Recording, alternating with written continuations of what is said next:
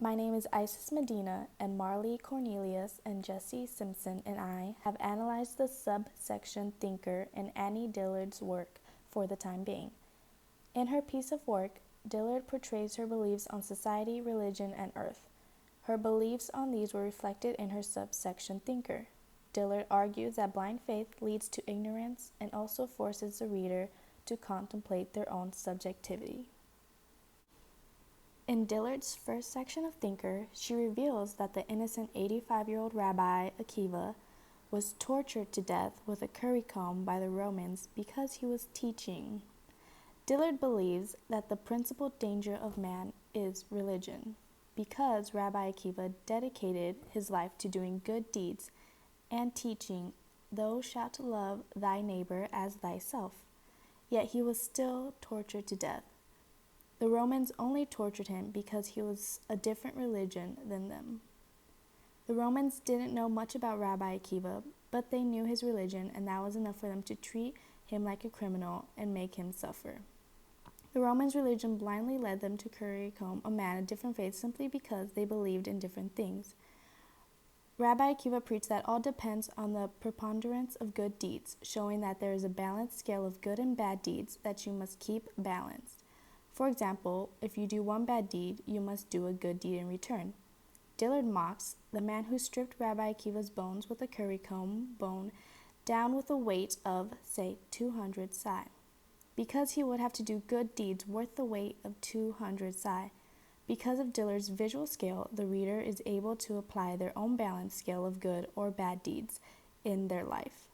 Lastly, the ignorance of the Romans had toward Rabbi Akiva and his religion reflect Dillard's views on how religion can be a cause of ignorance and self-righteousness.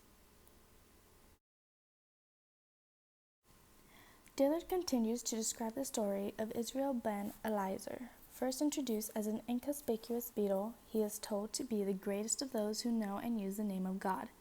He was the most devout to God, with his beliefs committing him to read the Talmud all night and earning him the nickname of Baal Shem Tov, which means the master of the good name. Dillard paints the image of this boy, having nothing left of him except his blind faith and devotion to God.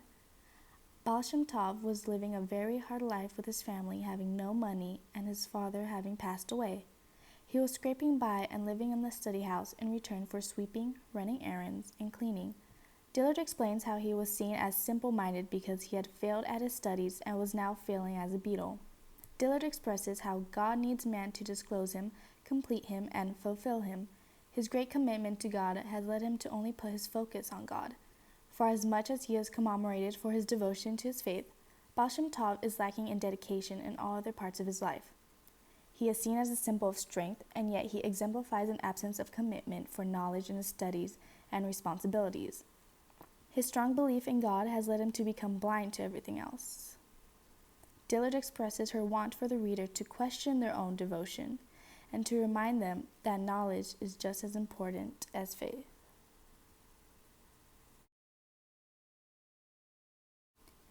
Dillard also states, "The sum of human suffering is purely mental accretion," inferring that suffering is equivalent to mental growth, and in order to grow, you must learn and you must fail. This statement intertwines with her purpose that blind faith leads to ignorance and forces the reader to contemplate their own subjectivity by hinting that the religion you were born and raised to believe in might not be what you thought it was after you read and conducted research for it. You might have figured out you disagree with or agree with a different religion more. You may learn or suffer from this discovery, but yet your mind is growing with new information and new learning experiences.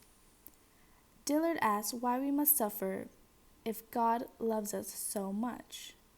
She states that Meister Eckhart came up with the lame apology that God takes away everything, physical and spiritual, because he never intended us to consider his gifts our property, which symbolizes ignorance. Because of instead of bettering ourselves, we blame it on God and say that he is causing us to fail, or he is making us hurt and not focusing on the problems you may have potentially caused yourself and can fix yourself.